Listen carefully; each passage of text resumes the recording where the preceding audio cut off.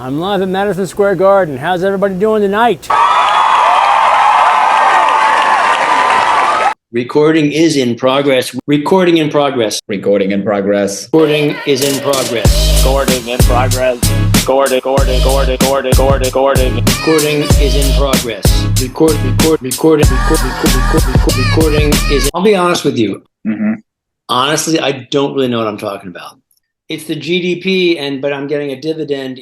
Make sure it's fungible. It's fungible. It's fungible. Recording in progress. I think that was actually from my album, The Portfolio, which was that sounds right. Portfolio. It's fungible. There was one time my accountant was at the show, and he was laughing his ass off at what you were saying, and I was like, "Is what he's saying like technically correct?" And he was like, "No, it's fungible." Is it true that you did a set for the Cleveland Browns and they actually signed you on the team because it was so good, just so that you would be affiliated with that franchise?" Does it count to be part of the practice squad? Yeah, I tracked then up, yes, the Portfolio. But I played in 2 preseason games during kickoffs.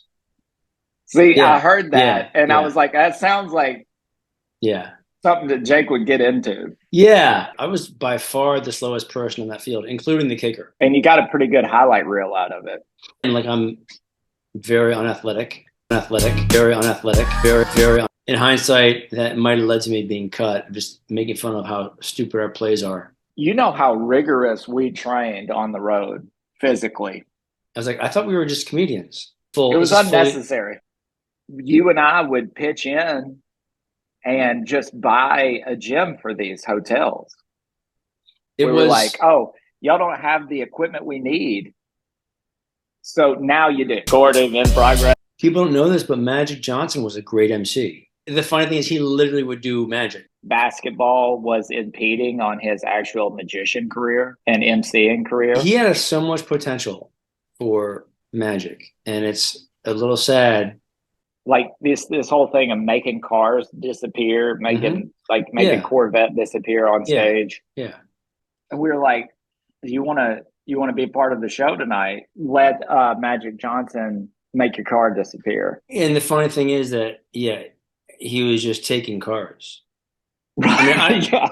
Like that was. We still to this day don't know what happened to that. We don't know where they went. We should have sat him down, because he looked up to us. Dividend.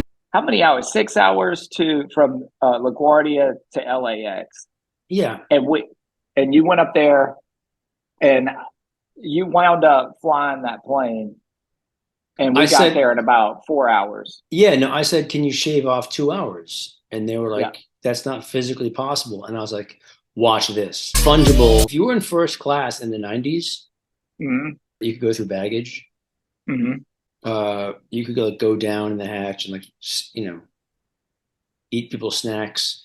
You could try on people's pants. Right. Pants.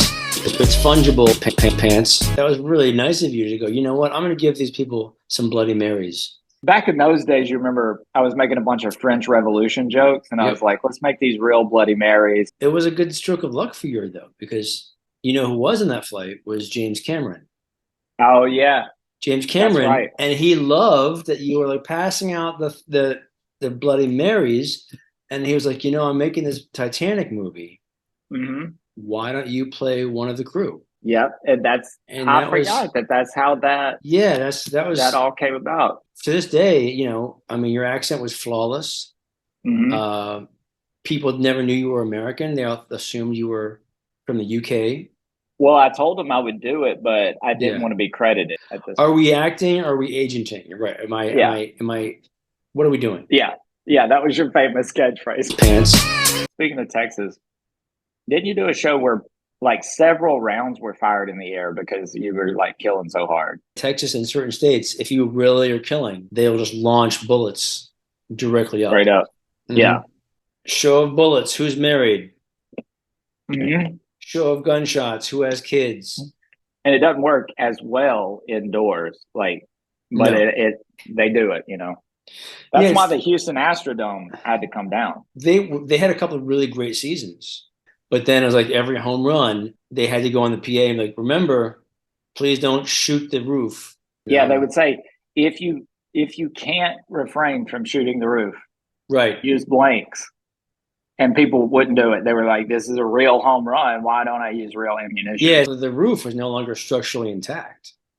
Right. It had taken so much damage. Yeah, because of that good season. The owners were so confused. They were like, man, we're going to make the playoffs, but like at what cost? Didn't you enter on a hang glider one time? Oh, it was like a parachute thing. Yeah, you parachuted in. You somehow timed it where I was like, is anybody from Mississippi in the house? And I somehow landed exactly where I was supposed to. It was perfect. Yeah. Mm-hmm. So they were like, I was wearing the Mississippi flag. Yeah, which and in those years was mostly a Confederate flag. Thank goodness everything went right technically, but the joke itself didn't work as well. I mean, we recovered. We still killed for like hours. Once everybody found out that was the Mississippi flag and not the Confederate flag, they were more pleased. But that bit actually led to the legislation that got the flag changed. That's the only flag of Mississippi in the Smithsonian. Yes. Mm-hmm. And it's actually just a jumpsuit. And it was pretty badly burned.